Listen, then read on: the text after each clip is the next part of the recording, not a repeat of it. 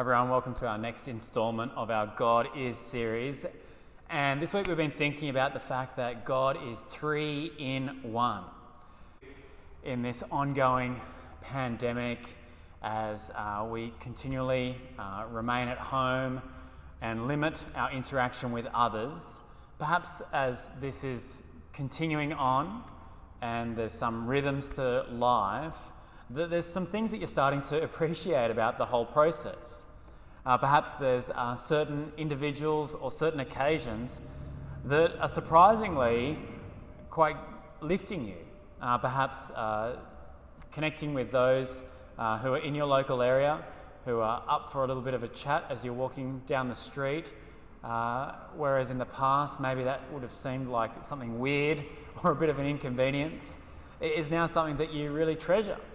Perhaps even on the video calls, there's those people who are just very upbeat and chatty, who are actually just really helping enlighten your time there. Or perhaps it's those people who are thoughtful enough to give you a phone call and just provide silence so that you can just verbally process how you're feeling. One of the things that I think Heath sort of raised as one of the advantages of all this video conferencing is that you learn something more about those who you work with as you see something of their home life, and there's something rich about that. Those whom you see in one context, you get a bigger picture of their life. But I guess there's also the warnings of the things that can increasingly be dangerous during this time, and those refuges that we sort of turn to cope with our current situation. And certainly many of those refuges are behind the fridge door, and so there's lots of discussion on the AM radio about comfort foods and how we can be self-disciplined and self-controlled. And so I guess there's sort of this tension in this ongoing pandemic, in this changed way of living, that there are things that we're learning to appreciate and there are things that we're constantly having to fight and resist. And so this sort of sense of dealing with the tensions of the helpful and the unhelpful are something that is really going to capture the topic that we're looking at this week of God being three in one. This is really one of the most controversial and difficult to understand concepts within the Christian faith. There, in fact, is no other religion in the world that has this sense of believing in a God who is both three and one. There are monotheistic religions that believe and uphold the sense of there being one God, and then there's many polytheistic religions that assert that there are many gods, more than we could ever know. And then there is a sort of agnostic posture which sort of elevates the mystery of the divine, that we could never really be sure whether there's one or whether there's many, and it's just sort of an unhelpful exercise to even try. It's, I guess, really at the heart of Jesus' revelation that we're confronted in the Bible with this picture that the one God who has been affirmed throughout the whole Old Testament now seems to be dwelling in human flesh.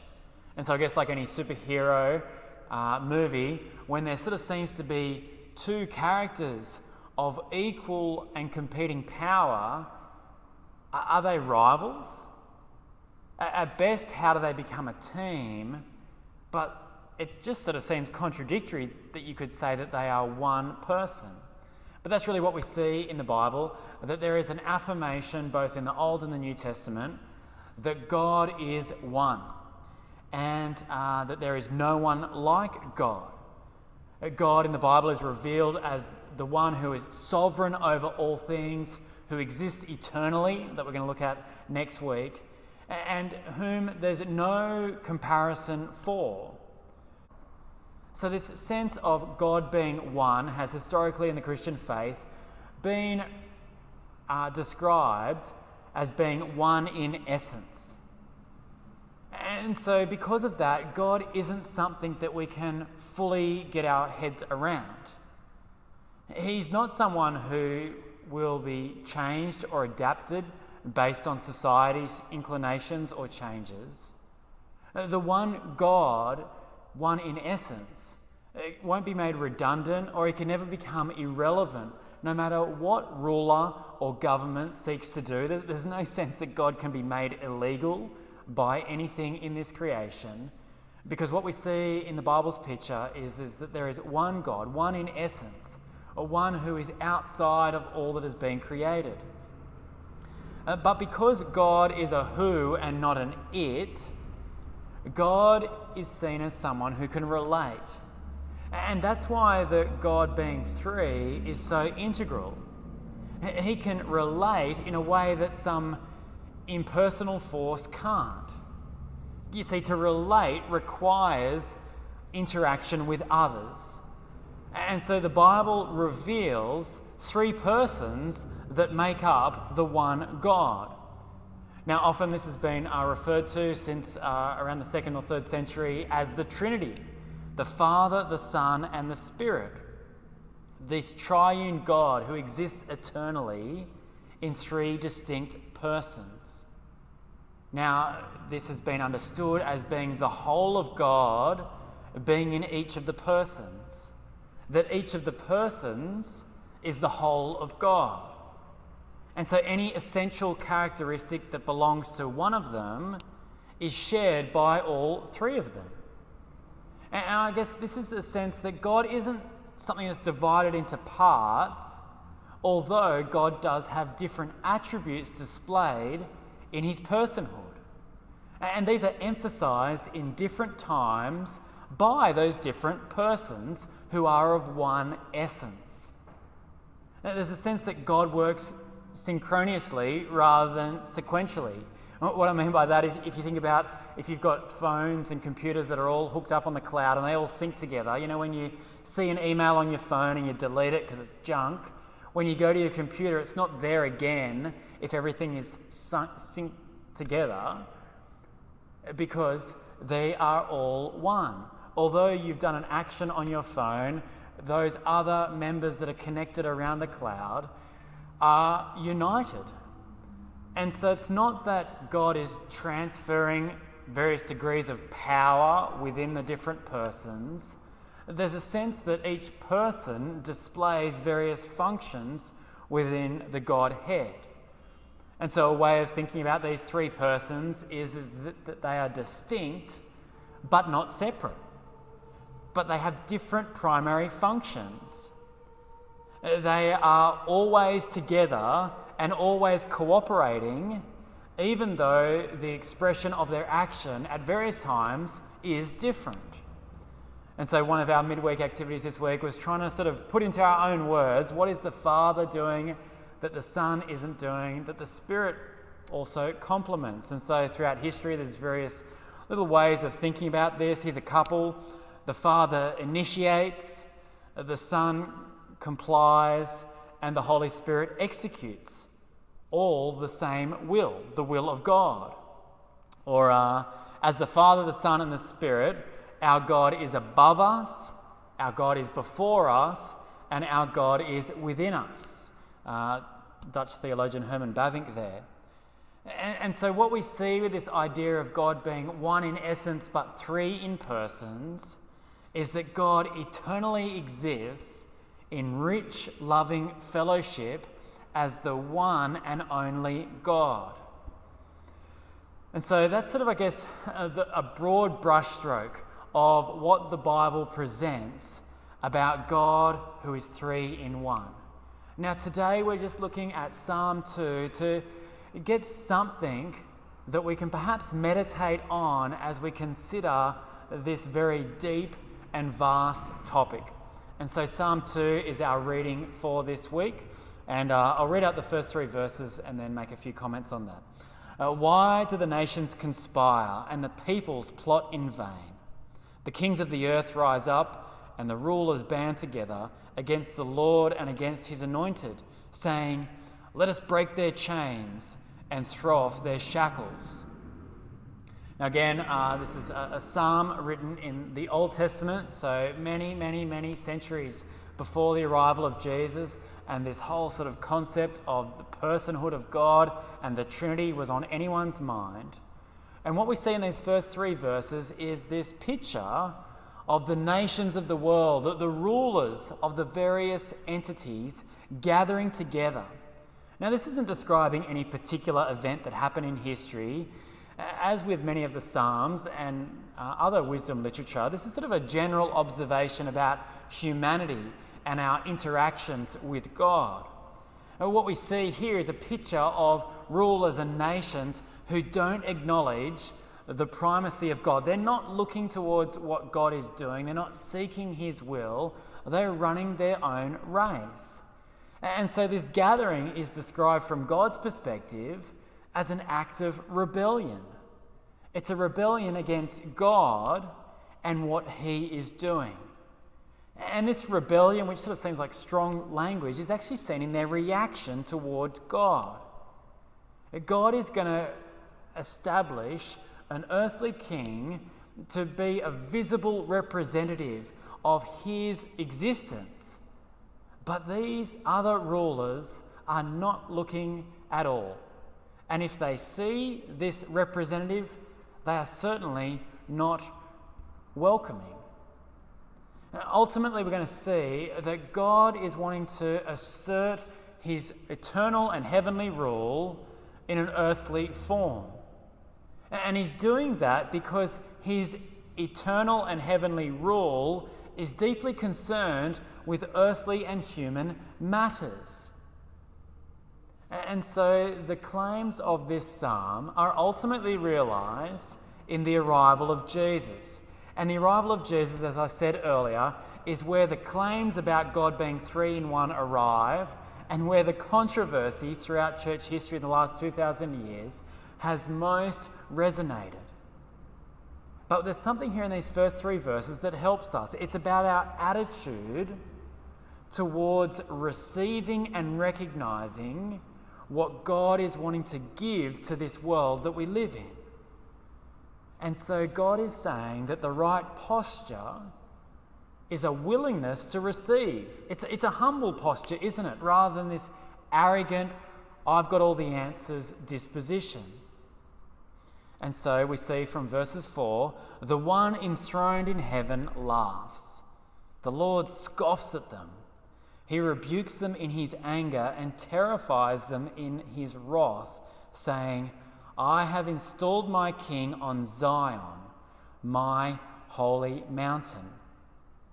The psalm now moves from this earthly interaction to what's happening from a heavenly observation. And we see that whilst on the earthly perspective, the rulers are rejecting God's anointed representative, that they're getting about their own agendas, from the heavens, God looks down and he laughs. Like an adult sort of walking past a school and seeing a little schoolyard spat amongst kids about who kicked the ball out. With this sort of perspective of what's significant, God is looking down and laughing. But he looks down with a laugh, but then also responds with anger. He sort of gets serious pretty quick, and he gets serious in a way that makes people shake in their boots. You see, God is willing and is moving to act in this world, and he has appointed a king who will serve in his place. That's upon Zion. It's sort of synonymous with all of God's purposes being realized in the place of Jerusalem. Now, it's interesting because Jerusalem, by world standards, was a fairly insignificant place, certainly compared to Babylon or Egypt or Persia, but it's this place that God is choosing to demonstrate his plan to deal with the world's problems. And so he's not going to assert his force in any of the really visible ways. He's not working in the powerful cities. He's not working through great wealth. He's working according to his purpose. And the key to his plan being realized is going to be embodied in the worth of the individual that he appoints. And so from verse 7, I will proclaim the Lord's decree. He said to me, 'You are my son. Today I have become your father.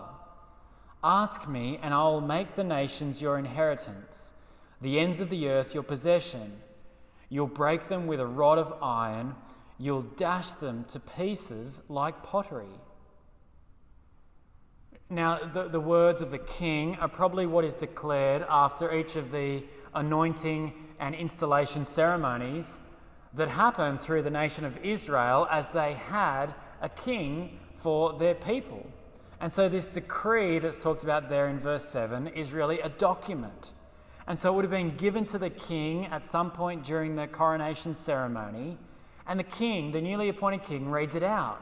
And what is it? Well, it's an affirmation of God's commitment to this position. And so the identity with which this king has is what gives him authority. And so whoever sits in this position has this sense that God is on their side. And so we see from verse 8 that there are particular identities that are really going to embody the full realization of the ultimate king who comes. Verse 8, we hear that this king is going to be a son. And so we start to get a picture of working in the family business, of the father handing over to the next generation. And as the son takes on leadership within the family business, they receive the inheritance. They get all the assets, but it's not just assets that they can spend however they want. No, the business is a going concern. And so there's both privileges and responsibilities. The new king has the privilege of ruling, but also the responsibility to make judgments, to make the hard calls, to call people to account.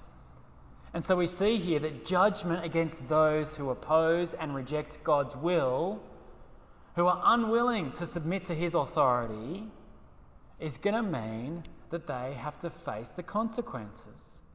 Now we're going to look more specifically at God being judge in a couple of weeks, so we'll speak more about it there. But here, the point is that God is promising to anoint a human to live in this world as his representative.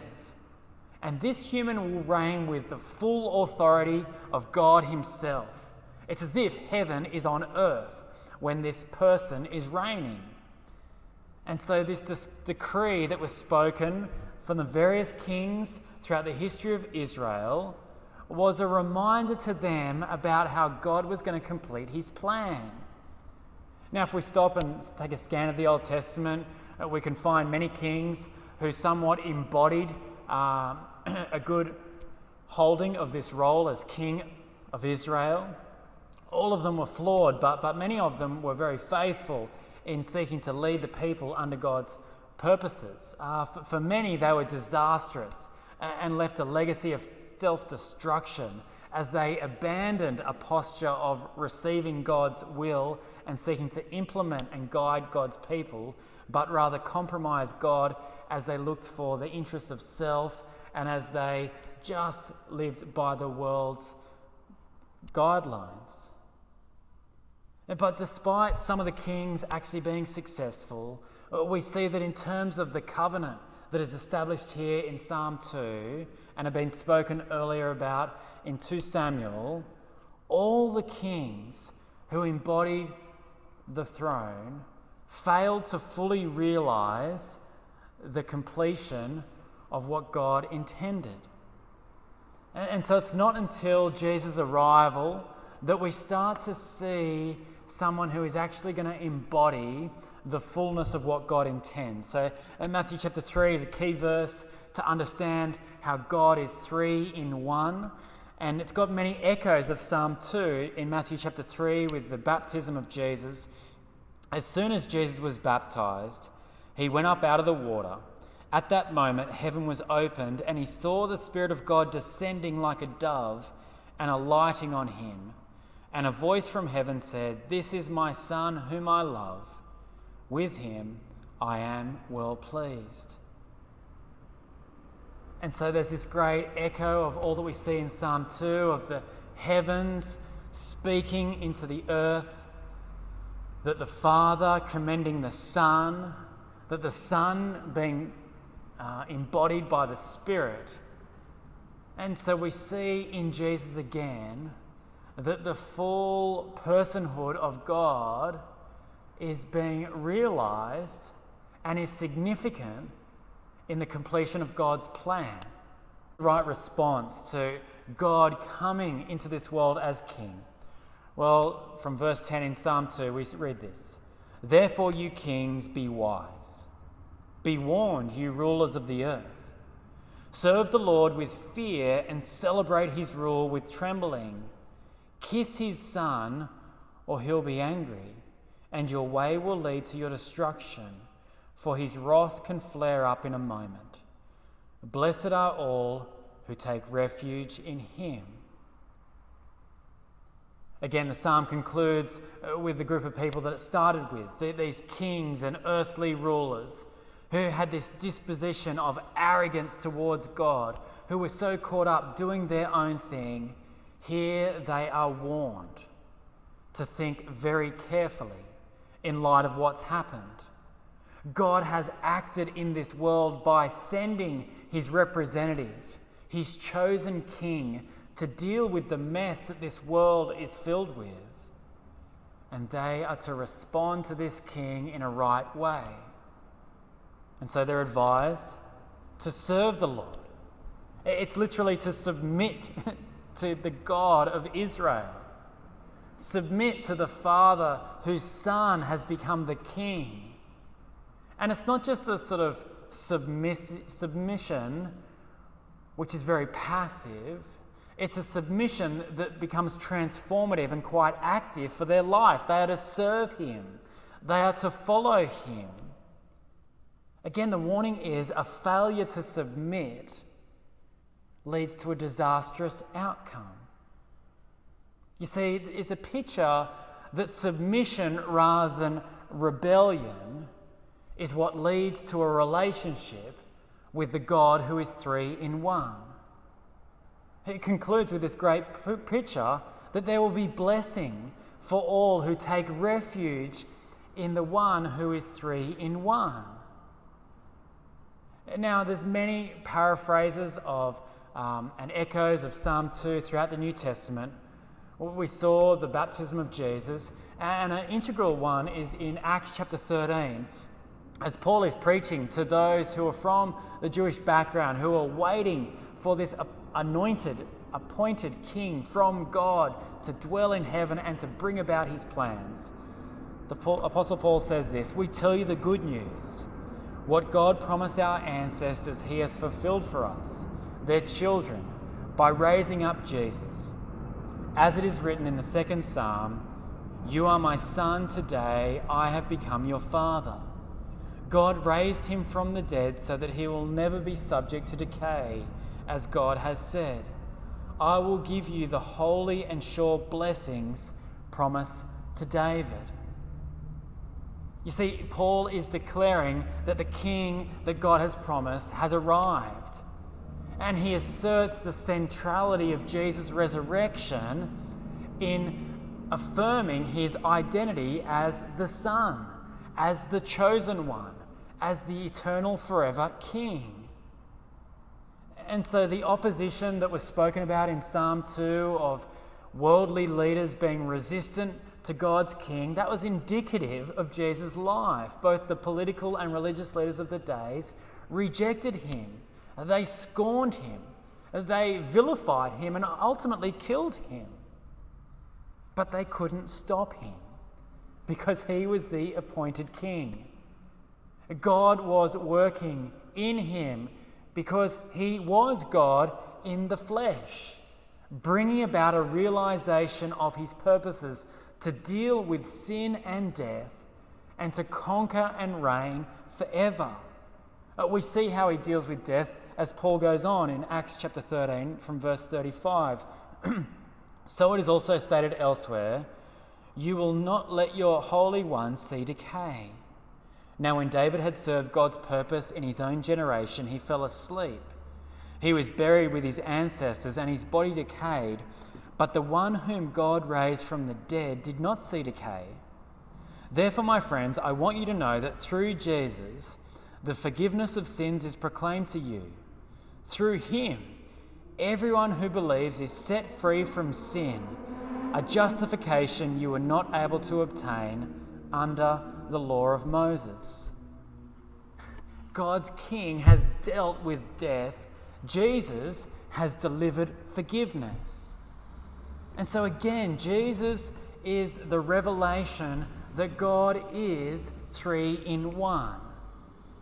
And so what's the right response to a God who is three in one? Well, I think it's the end of Psalm 2. A life of service and celebration.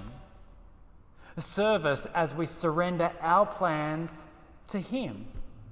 A service as we offer our time for his purposes. Service as we develop our gifts not for our own gain but for the good of others. And service as we place others' needs above our own. But it's not just service, is it? We see there it's also celebration. A celebration as we see God, who is three in one, deliver on his promises. A celebration as we receive the common grace of good things in this world.